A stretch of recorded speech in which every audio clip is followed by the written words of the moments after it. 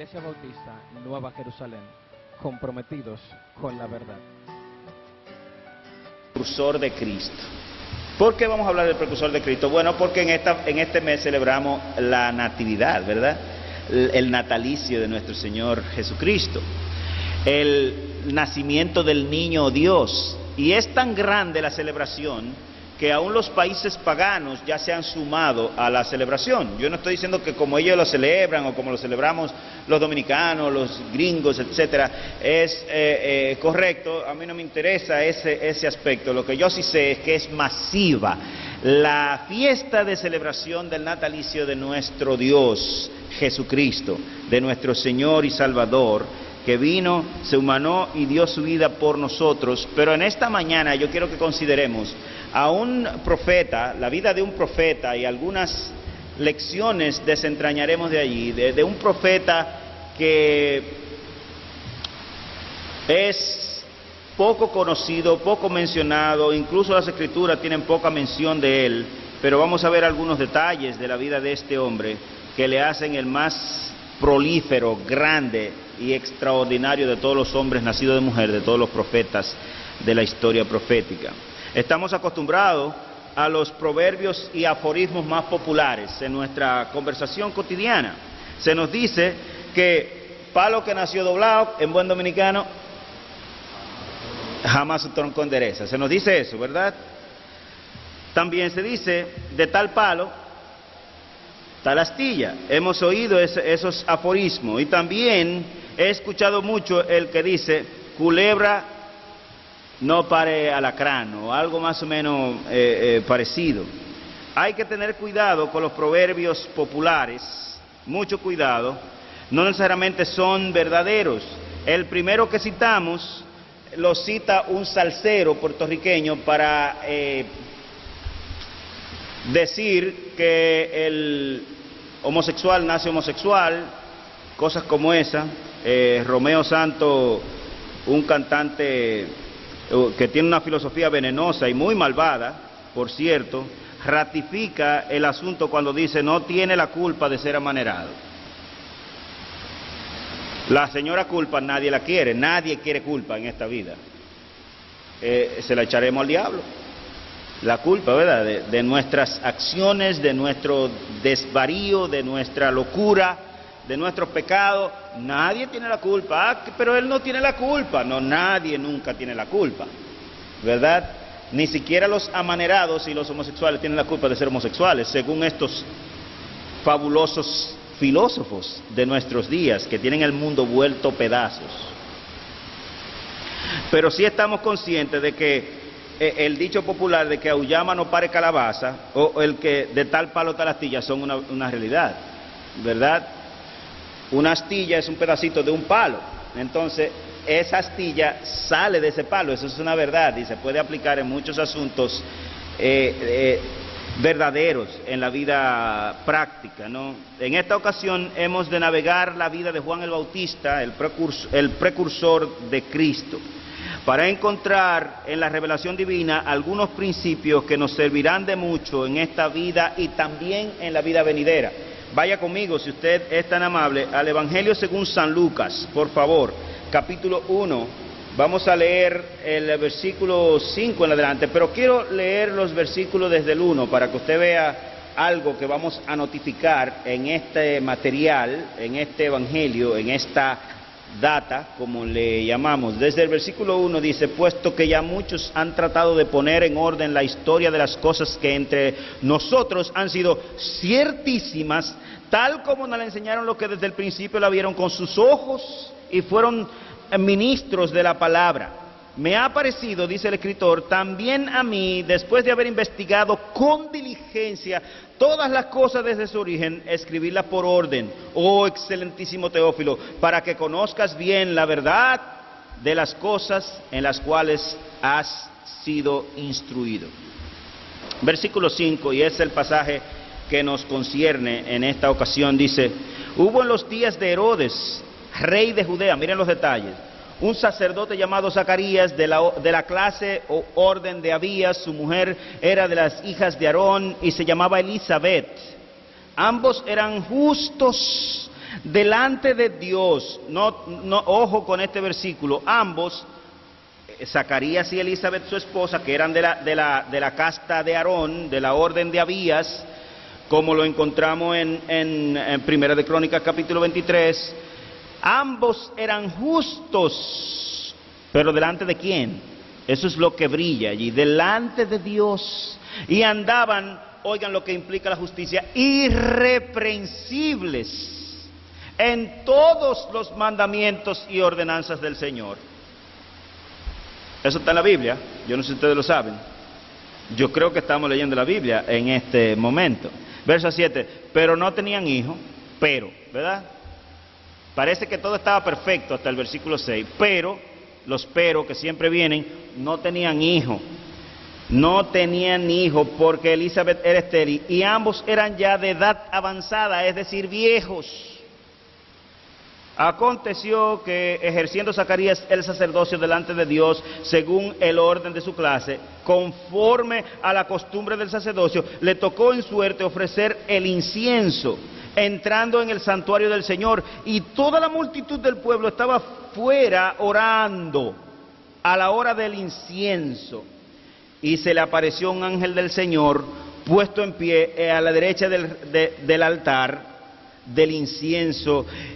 Y se turbó Zacarías al verlo, y le sobrecogió temor, pero el ángel le dijo: Zacarías, no temas, porque tu oración ha sido oída, y tu mujer Elizabeth te dará a luz un hijo, y llamarás su nombre Juan. Y tendrás gozo y alegría, y muchos se regocijarán en su nacimiento, porque será grande delante de Dios. No beberá vino ni sidra, o como la traducen algunas versiones, cerveza, y será lleno del Espíritu Santo, aún desde el vientre de su madre, y hará que muchos de los hijos de Israel se conviertan al Señor Dios de ellos. Versículo 17,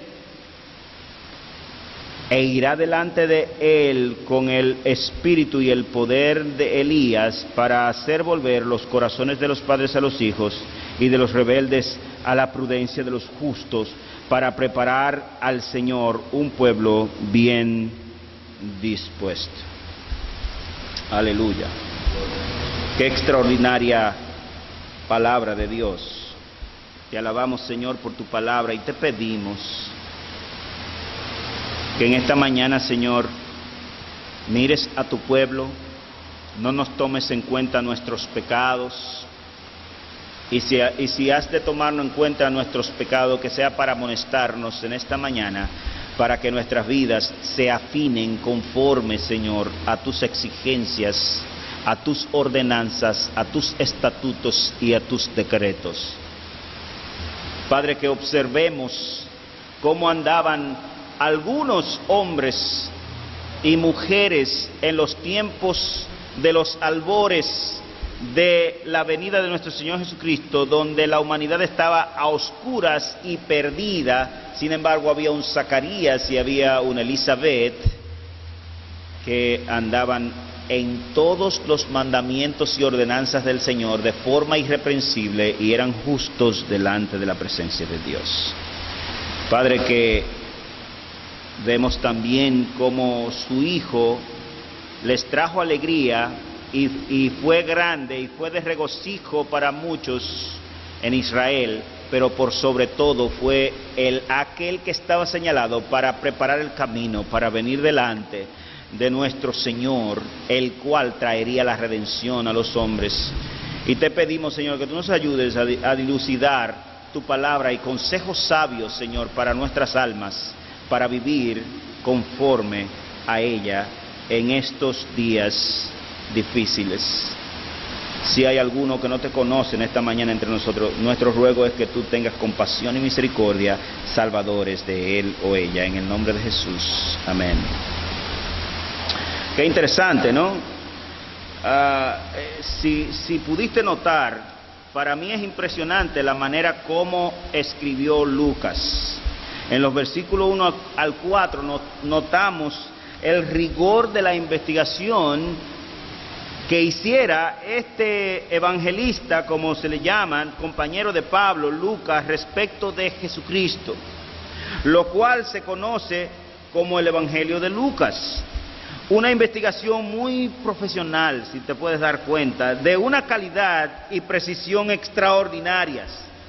La generación moderna, que suele ignorar las glorias del pasado, se podría cuestionar si esta sofisticada data verdaderamente tiene 2000 años de antigüedad. Pero déjeme decirle, 2000 años de antigüedad, exactamente, hace 2000 años que se escribió este libro de Lucas, como usted puede ver, con una precisión y con una belleza y calidad histórica fuera de lugar. Y cuando comparamos el segundo tomo de esta investigación, que es el libro de Hechos de los Apóstoles, quedamos boca abierta con tanta data brillante y una lucidez, una fina pluma que usó aquel comisionado apostólico o aquel evangelista para comunicarnos a ti y a mí esa historia extraordinaria de los primeros 60 años de la historia cristiana, si pudiéramos decirlo así.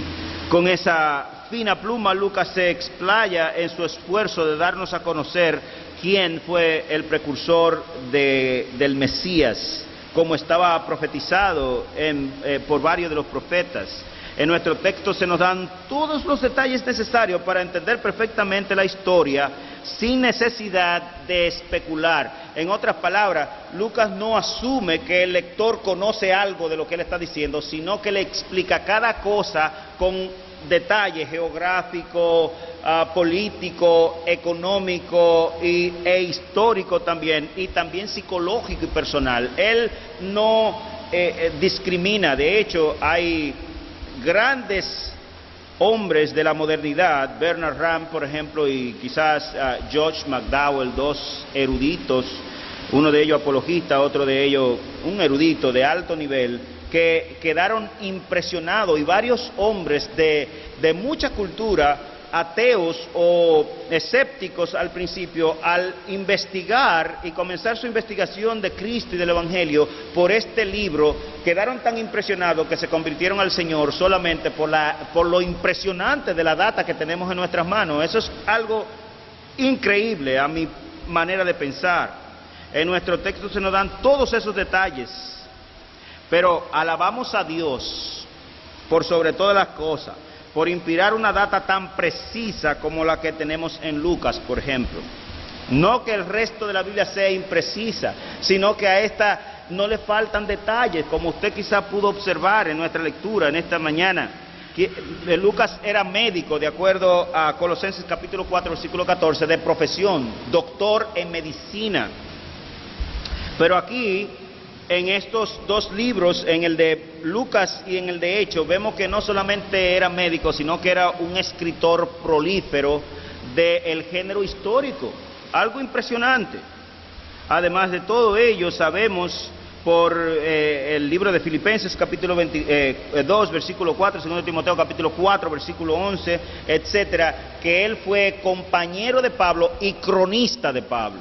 En otras palabras, a pesar de que Lucas quiso poner por orden todas las cosas que habían ocurrido con certeza en la generación previo a él, probablemente él era poco joven todavía al momento en el que Cristo estaba ejerciendo su ministerio, pero una vez él es comisionado apostólico, si pudiéramos decirlo así, o compañero de Pablo, él se interesa en la historia, y esta es la segunda generación ya. Estamos hablando probablemente de los años 50 de la era cristiana, es decir, unos 15 a 20 años después de la resurrección de nuestro Señor Jesucristo, y él investiga, dice allí, que con mucha diligencia, investiga con diligencia todas las cosas que entre nosotros, dice él, o que han acontecido ciertamente, y él está escribiendo a un tal Teófilos, que probablemente, dicen algunos, era un alto oficial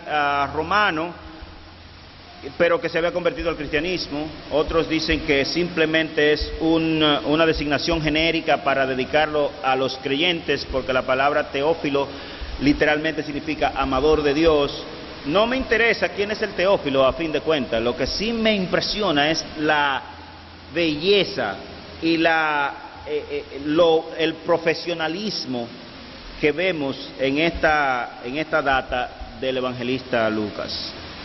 Pero nuestro texto, en primer lugar, del versículo 5 en adelante, está hablando de Juan el Bautista, pero nos refiere a la realidad de sus padres. Y yo quiero detenerme un tanto en estos dos sacerdotes, o en este sacerdote y su esposa. Yo quiero que ustedes, así a grueso modo, o de manera rápida, recuerden que la nación de Israel tenía unos oficiales religiosos llamados los sacerdotes, que eran los encargados de oficiar el culto público judío, y consistía en muchas cosas, pero principalmente en recibir los sacrificios y las ofrendas del pueblo, que eran literalmente animales, chivos, ovejas, carnero, paloma, etcétera, becerros a veces, dependiendo del tipo de ofrenda. La gente o el oferente, el que daba la ofrenda, traía esos animales al sacerdocio, cuando eran necesarios los sacerdotes, porque no son necesarios hace 2000 años, traían esa ofrenda al sacerdote, el sacerdote hacía el rito del lugar que conllevaba la ofrenda. Habían varios tipos de ofrenda, que no es el punto en esta mañana. No obstante, esto era lo que hacía un sacerdote, era presentarle a Dios la ofrenda que el pueblo le ofrecía, porque el pueblo no podía ofrecerla por sí mismo. Dios había establecido un medium, como dicen, un mediador que presentara la ofrenda, alguien que debía tener ciertas cualidades morales y espirituales, las cuales estos dos individuos que nosotros estamos viendo en esta mañana, llamados Zacarías y Elizabeth, la cumplían a cabalidad. Eran justos delante de Dios, eso es una cosa, pero también ellos no se apartaban ni a derecha ni a izquierda de todos los estatutos y mandamientos de la ley del Señor. Eso es impresionante. En otras palabras, andaban al pie de la letra, andaban por la norma, andaban conforme a la Biblia, sin torcerse, 100% conforme Dios ha mandado a los hombres que caminen. Y esta gente estaba allí. Miren, ese era el oficio de ellos, eran sacerdotes. Aquí se nos da incluso la data de a qué orden pertenecía. En 1 Crónicas capítulo 23 nosotros vemos cómo David, en el tiempo en el que él pensaba edificar el templo, pero que Dios le dijo que no, pero en su tiempo él organiza la música, cómo se iba a hacer la música en el templo, que se llegó a hacer en el tabernáculo, pero en el templo que sería construido por su hijo Salomón, y también organiza en 24 órdenes los sacerdotes, es decir, los descendientes de Aarón, especialmente de Eleazar y Tamar, porque Nadab y Abiú habían sido asesinados por Dios por haber hecho lo incorrecto en el santuario, Levíticos capítulo 10. Y David organiza en 24 órdenes. La idea de estas 24 órdenes es que cada periodo a este grupo de sacerdotes de la familia Y, en este caso la octava orden, si tú lo lees en 1 Crónica, era la de Abías. La octava orden le tocaba en este periodo del mes ministrar en el templo, y sucede que en esta ocasión le tocó directamente a Zacarías, que era de la orden de Abías. Pero fíjate que Zacarías era sacerdote y su esposa era también de la casta de Aarón, era de las hijas de Aarón, y se habla de ambos de ellos. A menudo en las Escrituras se menciona el carácter, si pudiéramos decirlo así, del profeta o del hombre, pero a veces hay mujeres que sobresalen tanto, sea para maldad o sea para bien, como el caso de Atalía y el caso de Jezabel, que eran perversas y malvadas, y se mencionan por nombre en las Escrituras. Los casos de mujeres que se mencionan en las Escrituras sobresalieron grandemente. Se mencionan muchos nombres de hombres, que algunos eran sobresalientes, otros no, pero cuando se menciona a una mujer en la Biblia era muy sobresaliente. Aquí se mencionan a ambos de los padres de Juan. Se menciona a Zacarías, que era el sacerdote de la orden de Abías, la octava orden de la división que conforme la había hecho David en el año más o menos 1000 antes de Cristo, 950 antes de Cristo. y persistía hasta el momento, y en el templo que oficiaban ya no era el templo de Salomón, ni tampoco el templo de Zorobabel, sino el templo de Herodes, es decir, el tercer templo que se había construido en el mismo lugar. Y cuando Cristo viene, la orden sacerdotal estaba ahí, los escribas estaban allí. El problema era que se habían torcido de las Escrituras, andaban en tinieblas, y no es para menos, porque hacía 400 años al momento de la aparición de Cristo y de Juan el Bautista que no había profeta en Judá o en Israel, si pudiéramos llamarle así. No vamos a explicar todo eso porque es un lío, pero en Judá no había profeta por 400 años, en Israel no había profeta por 400 años. Y aunque tenían la palabra de Dios, eso era un problema grave, porque se supone que eran los profetas los que movían al pueblo a obrar conforme a la palabra de Dios. Lo que había surgido en el tiempo de la deportación a Babilonia, estamos hablando del siglo V antes de Cristo, más o menos, o no más o menos, exactamente el siglo V antes de Cristo, es que habían surgido unos hombres llamados escribas. Eran unos maestros judíos versados en el idioma hebreo y también en el arameo regularmente, y el griego manejaban a menudo, especialmente del siglo III antes de Cristo en adelante. Y esta gente eran expertos en las Escrituras, pero habían dañado el mangú, como decimos nosotros en un buen dominicano. Por las tradiciones de los hombres habían invalidado los mandamientos de Dios, y ese es la continua lucha de nuestro Señor Jesucristo, como vamos a ver a principios del año que viene, el tercer domingo de enero. Vamos a retomar la serie de Mateo para terminarla. La continua lucha y ataque de nuestro Señor Jesucristo es que los escribas y fariseos habían invalidado los mandamientos de Dios por las tradiciones de los hombres. Y el Señor les llama a esos líderes generación de víbora, malvados, pervertidos, de todo, a los líderes de Israel. Y Pablo, cuando lo describe en Romanos capítulo 2, dice de toda clase de insultos respecto a aquella casta que se creían lo que tenían el monopolio y la hegemonía de la palabra de Dios en sus manos, llamados los escribas. Pero en este entonces había por lo menos esta pareja, había más, lo más seguro, unos cuantos, pero esta pareja, a pesar del oscurantismo, a pesar de los 400 años de silencio profético, miren lo que pasó aquí. De hecho, prácticamente Zacarías aquí funge como el primer profeta después de 400 años de silencios. Miren cómo dice: hubo en los días de Herodes, rey de Judea, un sacerdote llamado Zacarías, de la clase de Abías. Su mujer era de las hijas de Aarón y se llamaba Elizabeth. Ambos, los dos, Elizabeth y Zacarías, eran justos delante de los hombres. ¿Qué importa lo que digan los hombres de nosotros? ¿Qué tiene eso que ver? Pueden decir lo que sea, como solía decir mi mamá, que te digan hasta barriga verde. ¿Qué importa? Lo que debiera importarte a ti y a mí es la opinión que Dios tiene de ti. Fíjate lo que dice aquí de ellos. Ambos eran justos delante de Dios. Se parece la evocación a cuando, ¿se acuerdan? Satanás andaba en el cielo junto con los ángeles de Dios después de haber caído y después de la caída del hombre y todo eso. Y Dios le pregunta: oye, Satanás, ¿de dónde vienes?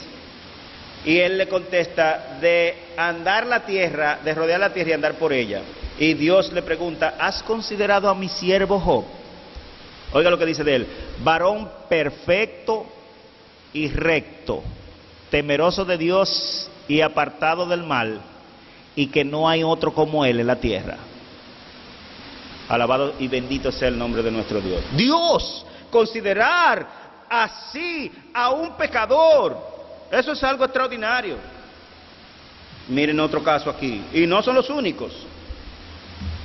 Porque les enfatizo esto, porque los mismos cristianos, para regocijarse en sus errores, dicen, pero eso fue Jesucristo. Yo te estoy mostrando gente aquí por un tubo que vivían conforme a los mandamientos de Dios, a quienes Dios llamaba perfectos, rectos, justos, temerosos de Dios y apartados del mal, lo cual implica que claramente eso es una viabilidad y una posibilidad dentro del mundo de los hijos de Dios. Ambos eran justos delante de Dios y andaban irreprensibles en todos los mandamientos y ordenanzas del Señor. Claramente eso no puede venir de los hombres, eso tiene que venir de Dios. Se nos dice que ambos eran de esta categoría. Increíble. La mención de esto en el pasaje da a entender que, aunque así debía ser, otros no andaban así. De hecho, el liderazgo judío estaba corrompido, como les mencioné. Hubo épocas desastrosas en la historia de Israel sobre el sacerdocio. La época cuando aparece Juan y el Mesías era una de esas oscuras épocas en las cuales no se veía una lucecita por ningún lado. Se parecía a la República Dominicana, que usted mira al horizonte lejos y extiende la vista y busca unos buenos binoculares a ver si ve una lucecita de algo bueno que nos va a pasar, y no ve nada en el horizonte, sino que lo único que ve es corrupción, corrupción, corrupción, corrupción, corrupción. Y los jueces intentando ventilar algunos casos para atraer la atención pública, pero con la coartada debajo de la manga de no hacer justicia ninguna, y usted lo sabe. Así andaba la nación de Israel, el pueblo de Dios, en el tiempo en el que aparece Dios para preparar a una familia y al hijo de esta familia, porque el hijo de esta familia, que es el precursor del Mesías, que se llamaba Juan, sería aquel que certificaría al Mesías delante de los hombres.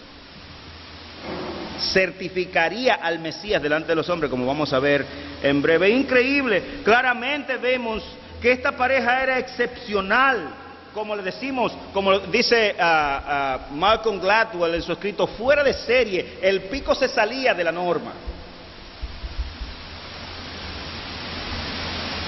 Zacarías y Elizabeth, nombres dignos de recordar, ¿no?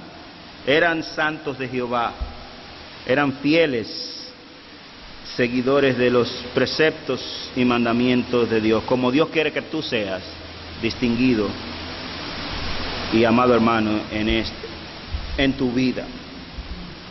Andaban irreprensibles en todos los mandamientos y ordenanzas del Señor.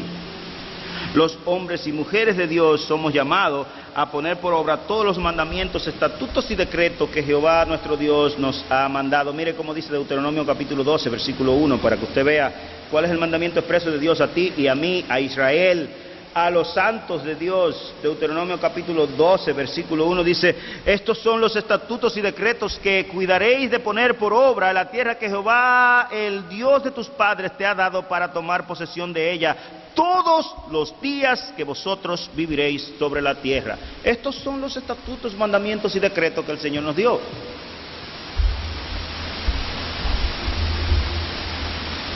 Y parece ser que en medio del oscurantismo, cuando no hay nada que se pueda ver, cuando hay hombres y mujeres de temple, hombres y mujeres de Dios, investidos por el Espíritu, dispuestos y resueltos a vivir conforme a las normas de Dios, Dios se manifiesta.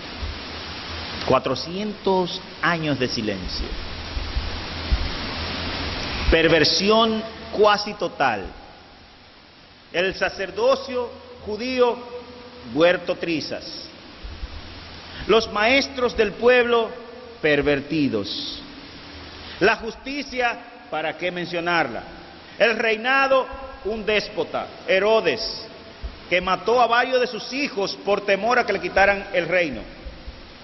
Mandó a 3 de sus hijos a estudiar a Roma, y esos muchachos se prepararon también, que él después le cogió envidia y le mochó la cabeza, mató 2 o 3 de sus esposas también cínicamente, y ese era el rey aquí.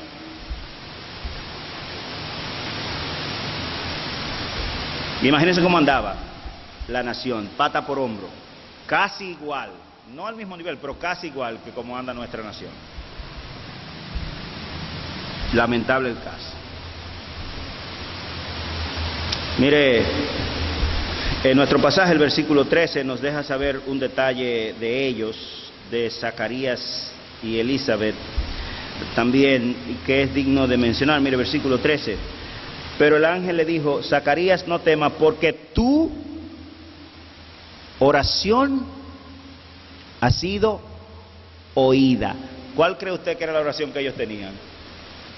Que querían tener hijos. El verso 25 nos dice que era una afrenta para Elizabeth no tener hijos, porque en la cultura de entonces era afrentoso, era algo muy triste el no tener hijos. Lo vemos a través de la Biblia, el problema de cuando no tenían hijos, o cuando una mujer enviudaba y quedaba sin hijos, era algo desastroso. Recordamos y lo mencionamos aquí en días pasados el caso de Raquel, la esposa de Jacob, o una de las esposas de Jacob, que viendo que su hermana Lea tenía hijos y las concubinas y esto y aquello, ella no tenía hijo, y gritó fuerte y dijo: dame hijo, y si no muero. Porque para ellos era una gran afrenta, era algo doloroso no tener hijo. Y en este caso en particular nosotros vemos, mire verso 25, así ha hecho conmigo el Señor, eso es Elizabeth hablando, en los días en que se dignó quitar mi afrenta entre los hombres. A ella no le importaba ser viuda mucho, o no tener esposa, a ella lo que les importaba era no tener hijos. Era doloroso, era muy triste. ¿Se acuerda del caso de Noemí y Ruth?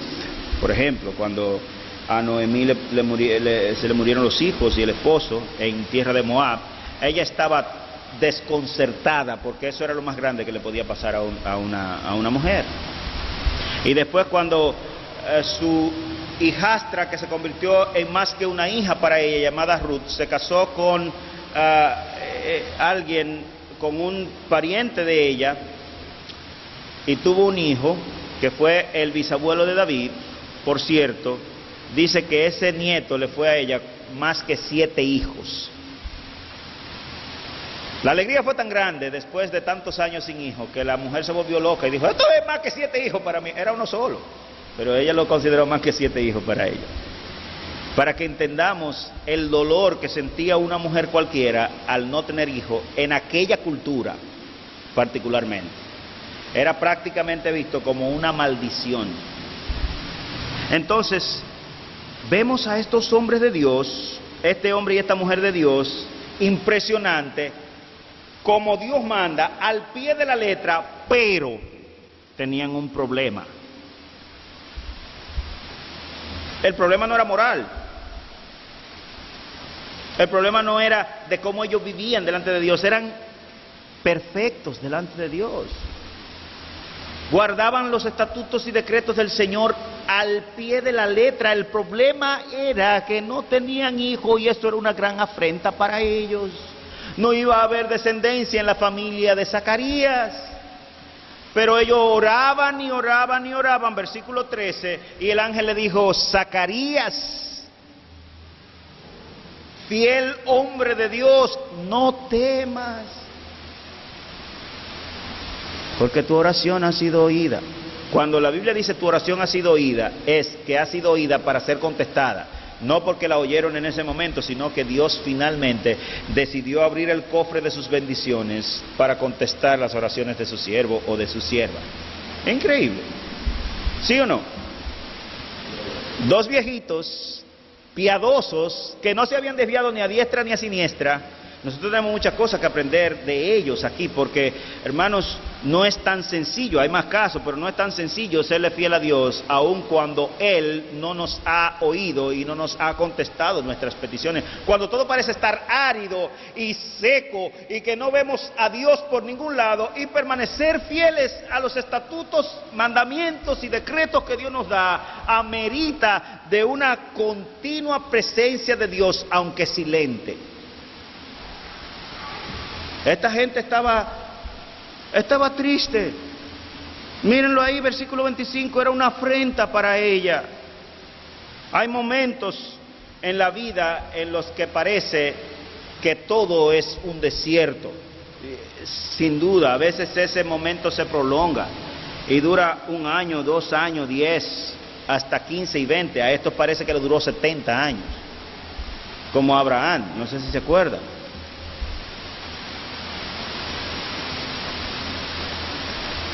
Hay momentos así, no hay duda de eso.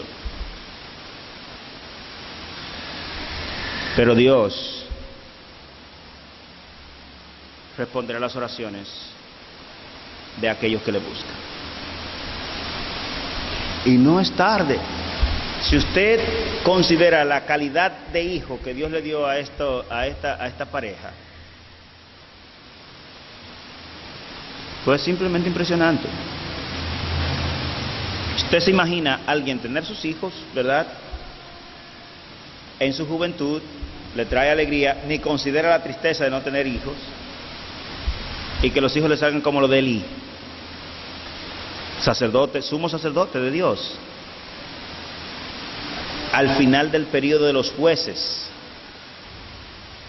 En otras palabras, en el año 1150 más o menos antes de la venida de nuestro Señor Jesucristo, unos 100 años antes del reinado de Saúl, si pudiéramos extrapolar. Y aquel hombre de Dios, según lo vemos en la Biblia, sacerdote de Dios, tiene hijos en su juventud, pero le salieron diablos. Qué triste, ¿no? Yo estoy seguro que hay madres que dicen, me hubiera sido mejor no tener hijos, porque los hijos le salen pervertidos, demonios.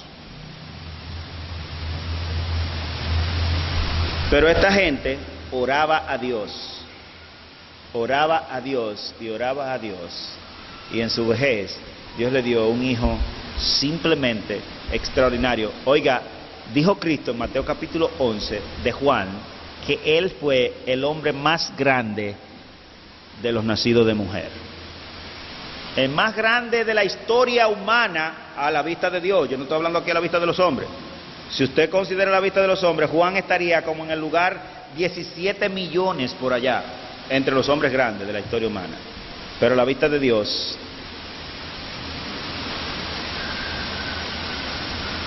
porque Dios no mira como miran los hombres, ¿verdad?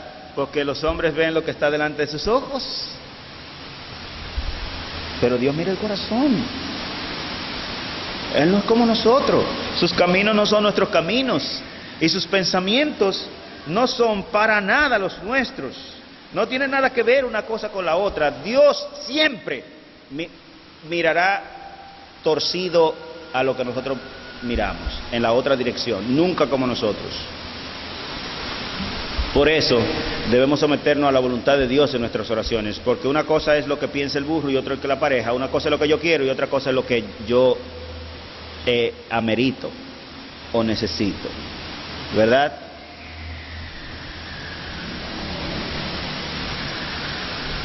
Se lo dijo Mardoqueo a su prima, sobrina, hija, todo mezclado ahí, Esther, en los tiempos del rey Asuero en el imperio persa.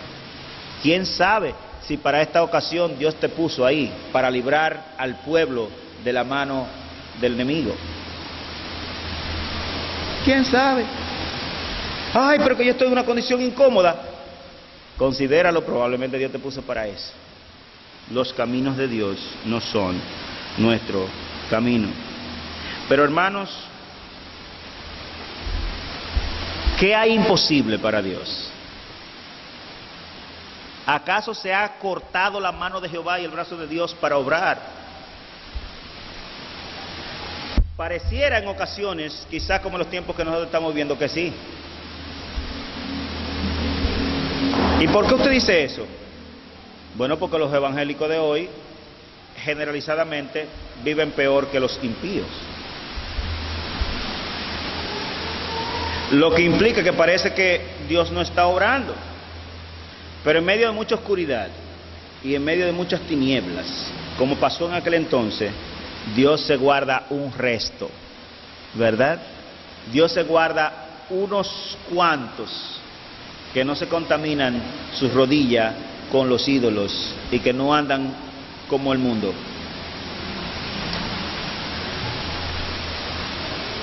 Elías creía que él era el único, ¿verdad? Pero él no era el único. Dios le dijo que se había reservado 7,000 hombres más que no andaban como los otros.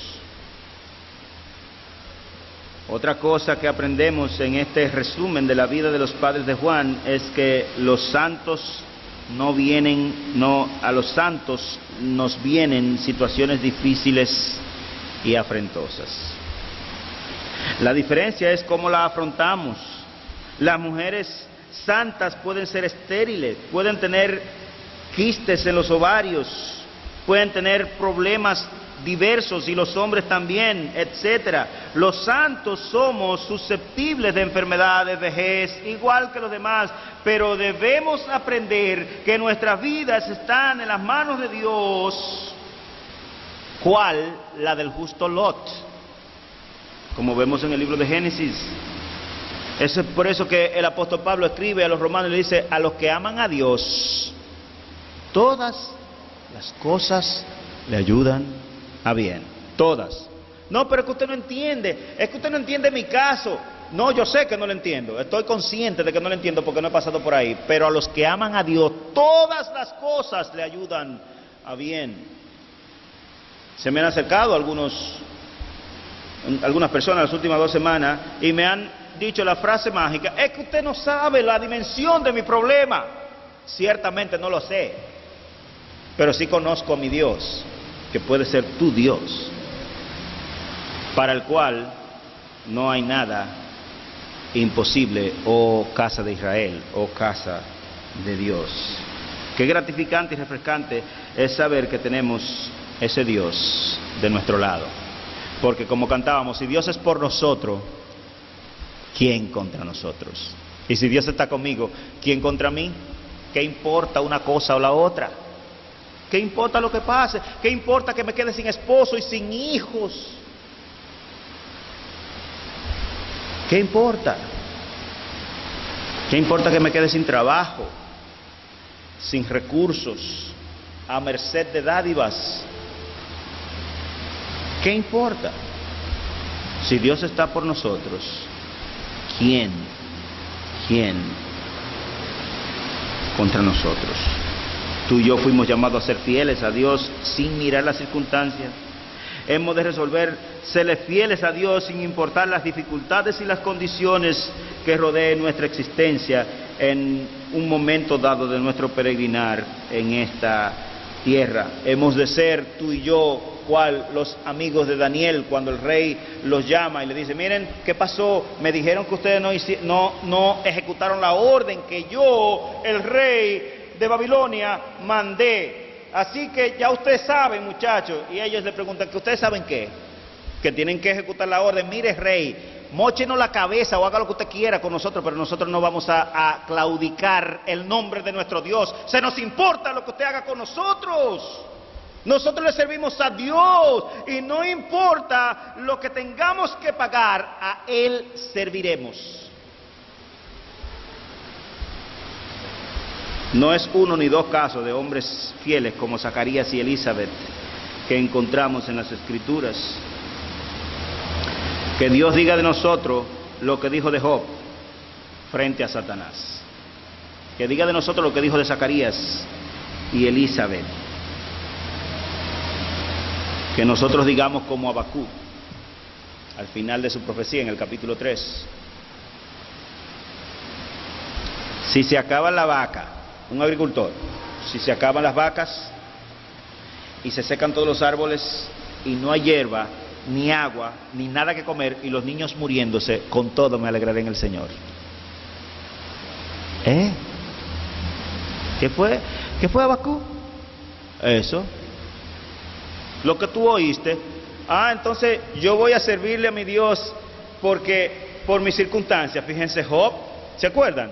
Le quitaron todos los hijos, le quitaron todos los bienes, le quitaron todo y le dejaron una mujer necia que tenía al lado. No, eso es solamente para traer un poco de... Maldice a tu Dios y entiérrate.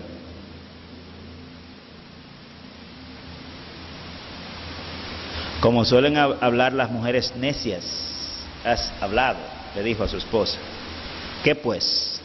¿Recibiremos de Dios el bien y el mal, que también viene de Dios? ¿No lo recibiremos? Digo, del Dios de la Biblia. El Dios del populacho solamente trae cosas buenas. El mío trae ignominia y sufrimiento en ocasiones. El de la Biblia. El mío es el de la Biblia. Porque a los hijos de los hombres, para llamarle la atención, a veces hay que jalarle la cadenita con mucha fuerza. Porque el pecado nos ha vuelto trizas. Y a menudo Dios tiene que hacer como hizo con Jonás. Dios, yo no voy para allá y no voy a hacer lo que tú digas y punto. Ok, vete, Jonás. Ring. Yo no sé cuántos de ustedes han montado caballo. Cuando usted va en un caballo y el caballo va por su buena y él cree que anda solo en la sabana, pero tiene su cabestro, ¿verdad? Su freno.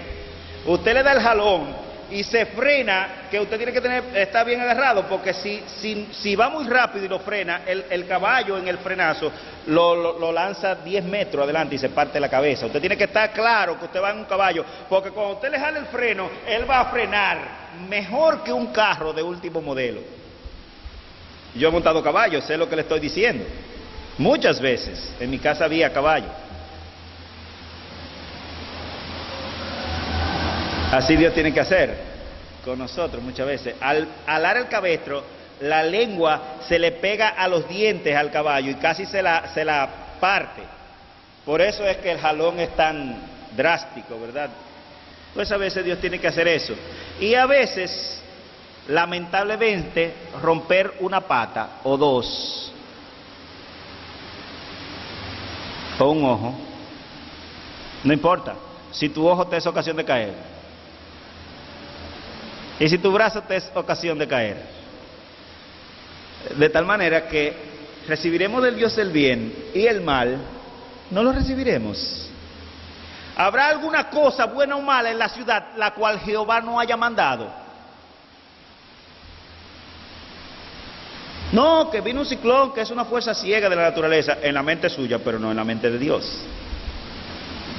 No, que el terremoto que pasó allá, mira que tantos niños, y que esto, y que Filipinas, que el tifón, que esto, que lo otro. Dios está ahí, mi querido amigo y mi querido hermano, porque muchas veces Él tiene que hacer eso para llamar la atención de aquellos a quienes Él ama. Es por amor. Es como cuando nosotros vemos a uno de nuestros hijos que va a cometer una estupidez grandísima, quizás se va a tirar de encima del closet, pero tiene 2 años, no se sabe cómo se subió ahí, y usted lo ve, y usted se vuelve loco, y agarra al muchacho y le mete como 10 palos. Sí, del susto. ¡Ay, muchacho! Porque se iba a matar y usted lo libró de la muerte, le dio 10 palos, pero lo libró de la muerte. Dios a menudo también con aquellos a quien ama actúa de esa manera, a menudo. Que el Señor sea glorificado en nuestras vidas y que Él pueda decir de nosotros mejor lo que dijo de Elizabeth y de Zacarías, lo que dijo de Job, lo que dijo de Daniel. Daniel, muy amado.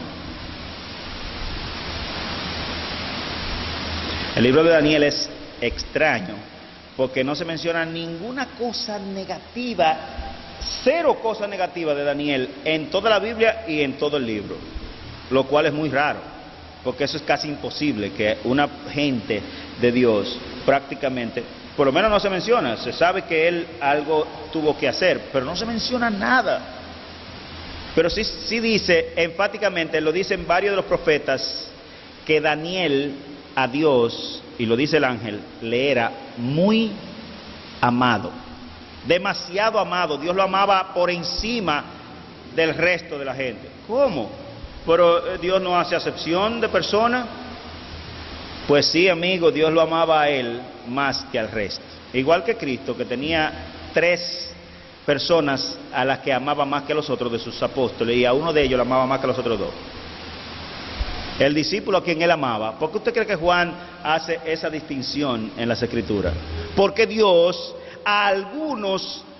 en algunos derrama más gracia y los ama más que a otros, y son problemas de Dios.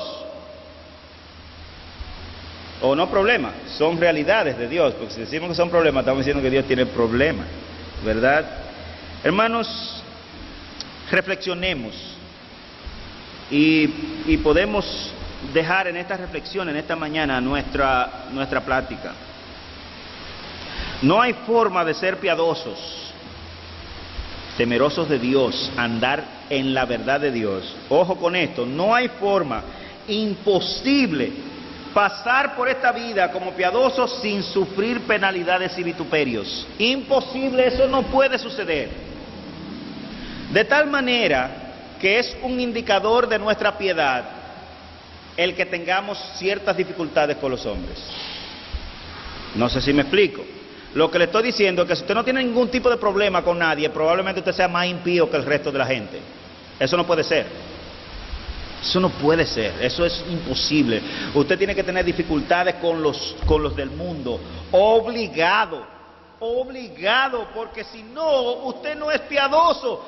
La razón es porque el impío quiere que nosotros bailemos con ellos en sus fiestas. Ellos quieren que nosotros hagamos lo que ellos hacen, y entonces nos tildan y nos miran. Pero ¿y qué fue lo que le pasó a este? ¿Y qué es lo de esta ahora? Mira, ella no quiere ir conmigo, o ella...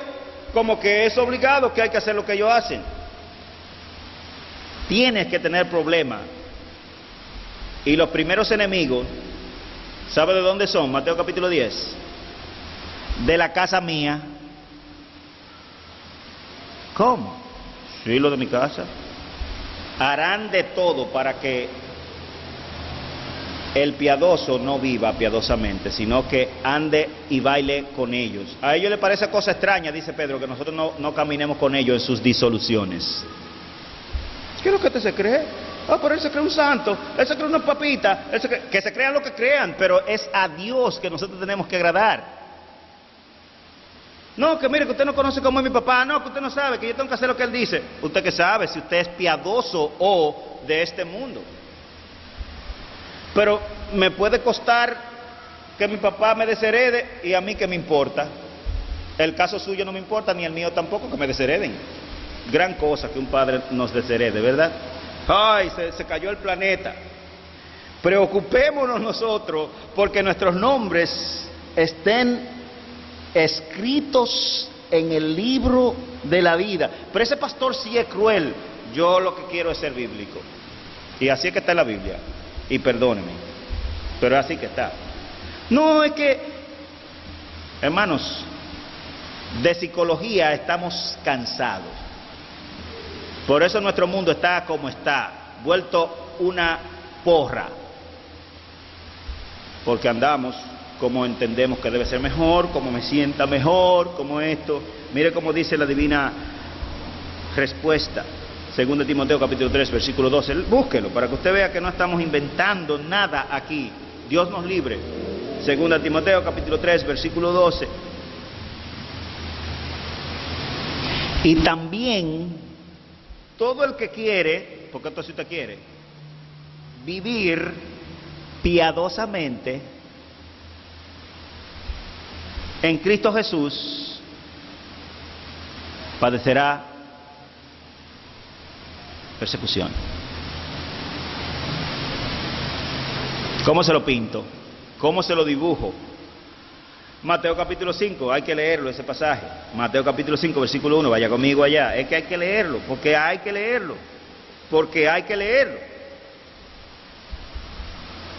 Capítulo 5, vamos a leer desde el verso 3.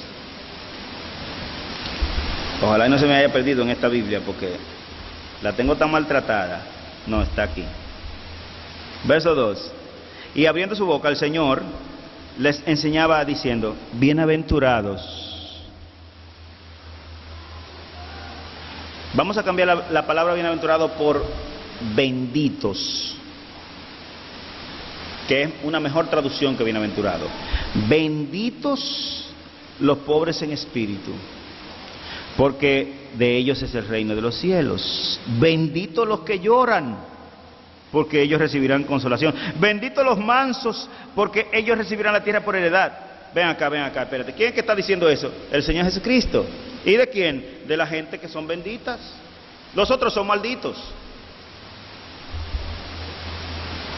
Verso 6. Benditos los que tienen hambre y sed de justicia, porque ellos serán saciados. Bienaventurados los misericordiosos, porque ellos alcanzarán misericordia. Bienaventurados los de limpio corazón, porque ellos verán a Dios. Bienaventurados los pacificadores, porque ellos serán llamados hijos de Dios. Bienaventurados los que padecen persecución. Benditos los que padecen persecución. Pero ¿qué teología es la tuya, Cristo? La de Dios. Verso 10, benditos los que padecen persecución, o dichosos o felices los que padecen persecución por causa de la justicia, porque de ellos es el reino de los cielos. Esta Biblia tiene que estar torcida o mal, porque no puede ser que ese sea un bendito de Dios, y estoy hablando como hablan los predicadores de moda. Mire el versículo 11, que no se ha terminado el asunto. Benditos son ustedes cuando por mi causa los vituperen y los persigan y digan toda clase de barrabasada contra ustedes mintiendo. Gócense y alégrense, porque vuestro galardón, vuestra recompensa es grande, pero en los cielos, distinguidos amigos y hermanos, es en los cielos que nosotros buscamos recompensa. Este mundo es vanidad, y todo lo que está debajo del sol es vanidad. Usted puede tener para comprar y vender, y eso es vanidad, y usted puede hacer todo lo que haga, y es vanidad, pero la recompensa que a nosotros nos debe interesar es la recompensa que está en los cielos, allá arriba. Gozaos y alegraos, porque vuestro regalo, vuestra recompensa es grande en los cielos. Mire por qué, porque así persiguieron a todos los profetas que fueron antes de vosotros. Todos los piadosos, si usted es piadoso, tiene que padecer persecución aquí, o si no hay un problema con su piedad. Y el problema es relativamente serio, lo que implica que probablemente usted tiene ya un pie en el infierno. Pero los temerosos y piadosos de Dios, y esto es refrescante, Dios les responde sus oraciones. El problema nuestro es con los hombres, no con Dios. El que está bien con Dios no tiene problema con Dios, es con los hombres. Ya usted ve a Cristo, que es nuestro modelo. Él no tenía problema con Dios, Él era Dios. Él tenía problema con los que le rodeaban. Bueno, pero en esta iglesia se predica un evangelio extraño, el de la Biblia. Tenemos que predicar ese, porque si no los hombres no se salvan. Se van contentos al infierno si se le predica otra cosa. Aquí hay que predicar el evangelio de Dios, lo que la Biblia dice. Hermanos, estamos hartos de tanto evangelio pervertido y maldito que se predica en la televisión, casi en sentido general, y en un reguero de iglesias. Eso da asco, eso da vergüenza y pena. Yo no sé dónde que pone la Biblia. Asco, me da asco. Sin embargo, si alguno es temeroso de Dios, Juan capítulo 9, verso 31, a ese o a esa, él oye. ¿Qué pasó con Zacarías aquí? ¿Qué pasó con Elizabeth? No temas, se le apareció el ángel del Señor, tu oración ha sido oída. Mis ojos pondré, dice el Salmo 25:14, sobre los fieles de la tierra, y a ello haré conocer mi pacto. Y la comunión íntima de Jehová es con los que le temen.